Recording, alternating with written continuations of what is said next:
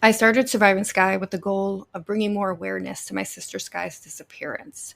And I thought the best way to do this would be to start a podcast. That way I can really get into the details and bring some humanity to this case.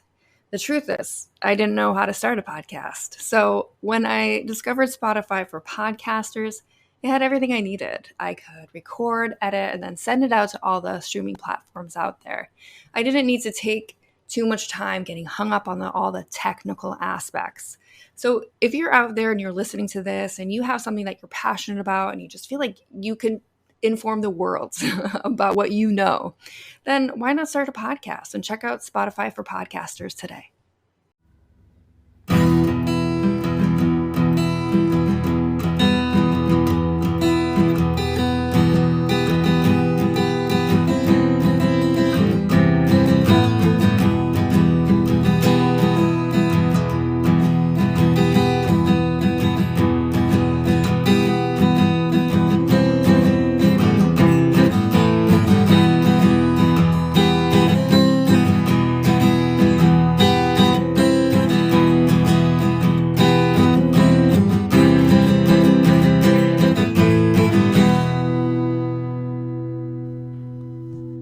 This is Surviving Sky, and I'm Megan LeBron. This is just a bonus episode, just to update you as to where I've been. As many of you know, I'm not the type of content creator that can just churn out content minute after minute, day after day. It's just not something I can do. Given the subject matter, my life, the fact that it is my life, I need breaks. So I take breaks. It's not something that I feel like I need to explain, but I mean, it's been a minute since I've put out an episode, so I figured why not fill you in as to what's really going on. I started this podcast and this journey when the pandemic started. And I mean, coupling one traumatic event with one that you're living through, it does complicate things, and it does really test your capabilities as a human being. And in the beginning, I really thought I was somebody who could do it all. But given my absence, I can't do it all. And there's really nothing wrong with that. I live in Los Angeles with my husband and my 3-year-old son, and we are alone here. We don't have family or anything like that.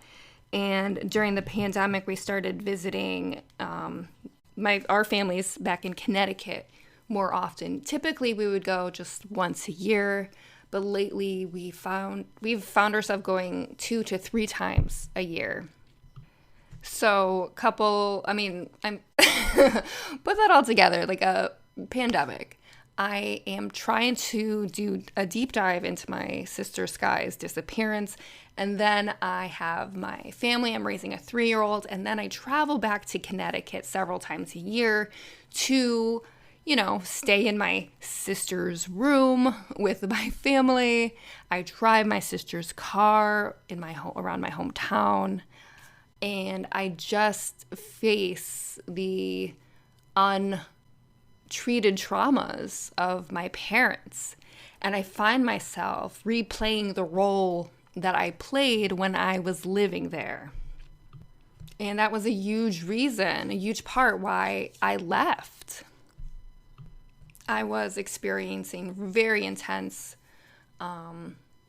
symptoms of PTSD. And I saw where I was going if I had stayed. And now I see, almost like 15 years after the fact, what happens when you don't take care of yourself. And over the past few months, I've really had to come to terms with the fact that I can't help the rest of my family. Like, I have myself, my husband, and my son that are my core obligations, my core responsibility. But when it comes to my parents and my brother, they can't change, unfortunately. And my methods are kind of unconventional. And they, I just realized that what works for me isn't going to work for somebody else. And if somebody isn't ready, they may never be ready. So it's ultimately been a year or 2 years, however long this has been going on, of just coming to terms with the realities of the situation, that I feel as though I'm losing my immediate family, along with maybe never knowing what happened to Sky. So to be blunt, it's just been rough. And I'm lucky enough to have the love and support from my partner. But again, like, he doesn't need to also be constantly shouldering everything, especially if I'm at a place where I feel like I can't even shoulder my own weight. So as a result, you pick and choose your battles. You take some time off. You put things on the back burner, and there's nothing wrong with that. I'm well aware of the realities of having a missing sister, it being a very old cold case at this point, and the effort that I need to put into that is often unreciprocated, because I know that I may never get the answers. So if my energy needs to be with my son, then that's where it goes. It is the hard choice that you have to make, because ultimately my sister made a choice, and I also have to make my choice. She will always, don't get me wrong, she will always be something I need to find out. Like, I need answers at some point.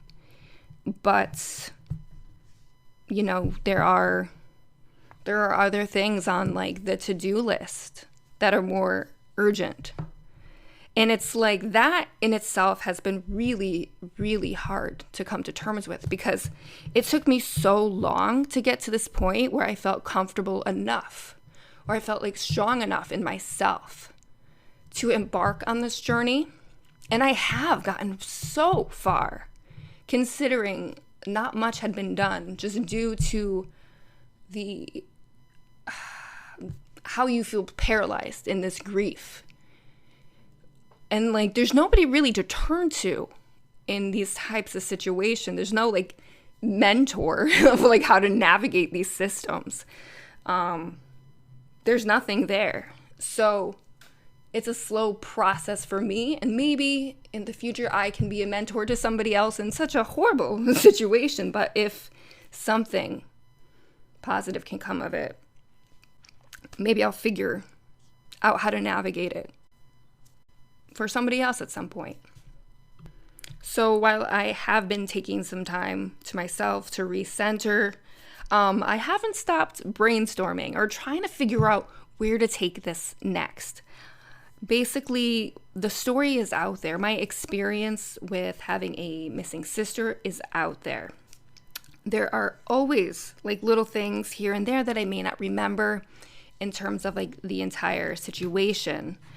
But I am trying to look forward and figure out where to take this next.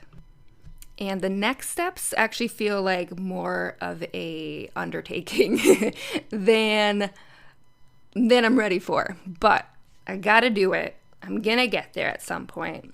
So I'm working on getting a new, updated age progression photo of Sky. I would love to have that put into Sky's police file, or the police reports, the missing persons flyer, creating something new. I also need to get a lawyer in order to get access to Sky's police report in Japan. That has been so overwhelming to even just think about. Like, I know I could say it, yeah, I'm just going to get a lawyer. But like the process of getting somebody that can just actually like just calling somebody up, like, I don't know about you, but just the process of calling somebody up, it like, oof, that stops me dead in the tracks sometimes, especially like just given the subject matter, given how important this is to me. And it could be a really simple thing. It could just be a formality. But I've been kind of paralyzed in a moment where I just can't even get to that point. But I'm putting it out there so you know that this is something I am working towards.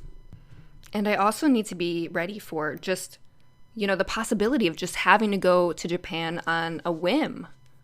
It's something that I've been wanting to do. And I want to document the whole process. Like, yes, I've talked about Sky's disappearance, but what do you do now? Like, almost 15 years after the fact, when you still don't have answers. Like, what is this process? I want to, like, show you and expose, like, the stress of it, the realities of it. It's just not something that I've seen. Like, the mundane, how hard it is to make a phone call sometimes. Or just a bureaucratic process. I know the Southington police, like, they can't just like email me a police report. Like, I need to go there. Like, I need to schedule something. They need to be paid for the paper that it's printed on. Like, all of those little things that you don't really think about. And something else that I'm interested in going deeper into, and I've mentioned this before, just like where a story like this falls into like the media landscape, what it looked like in 2008 compared to what it looks like today, how it's covered, how it's, how it can go viral or not viral, how you can get just lost in the system like so many people have. And overall, like, just how to bring awareness to this, like how to help rebuild the system that has failed so many of us. And I want to touch on the cost, the financial cost, the mental, the physical, the spiritual cost of trying to, do this. I do this alone. I record alone. I record my TikToks alone. And then, to be honest, I haven't worked in over a year. I quit my job during the pandemic. I was in a hospital. And the stress of that was debilitating. And also knowing that I had a small child at home that I could possibly bring this sickness to. I just couldn't do it. So, yeah, just what do I do financially when I don't work? I know the quote to get an age progression was $400 just for a drawing. Rightfully so. That is hard work. And getting a lawyer, I don't know the costs involved, to be honest. And do I charge it? Do I go into debt? Is it worth it? Like, these are like these little things that you have to think about, that you have to consider. There's no budget in place in law enforcement or in any agency. I don't know if I can apply for a grant or like, is there a scholarship fund out there to help find a missing person? Like, it's pretty crazy. Like, what's the right route to take when you're just a regular person without connections, without the means, and just you have the drive, but you're still so fragile. Like, what do you do when somebody doesn't answer the call and doesn't get back to you with an email? And you have to keep answering and reopening the wounds again and again to explain the situation. Like, at what point do you break? Even as I record this, I don't know if you can tell, but like, even the thought of it just breaks me. So, yeah, that's where I've been. I've been stuck, but my head's still swimming. It's treading water, but I'm getting tired. But I need to keep going. And I want to keep going for Sky and for you guys, because I couldn't do this alone. Like, the support that I get here and on social media has been life-changing. I have no words. It's the reason I'm keeping this going. And again, it's going to be a long and slow process. And I want to take you on this journey if you're willing to go with me. If you're willing to kind of cope with the mundane, but the realities of such a kind of shitty situation. I want to share this shitty situation with you. I just want to bring some humanity back into this, like, into whatever is happening in the world these days. I mean, the only thing I can do right now is just like breathe and like laugh at the craziness and just appreciate the moments when I can focus enough on the moment. And when the time is right, I also want to get my mom back on here. Life, it's never just one thing. It's like 5 million things happening all at once. And you have to pick and choose which battles you battle and which ones, you face later. So the first battle is with myself and just figuring out what my next step is. I have a million things on my to-do list, but I don't know. Why don't you guys help me? What should I do first? Where should I take this next? What does this journey look like if you were to write this journey? I guess help me find my balance. So again, thank you for your continued support. Thank you for watching the TikToks. Thank you for engaging. Thank you for the kind words. Thank you if you've ever contributed financially. You have no idea how much it means to me. This journey has been amazing, and it has been the craziest undertaking I have ever done in my entire life. And I look forward to sharing the next steps in this journey with you. So let's find Sky and let's find our peace.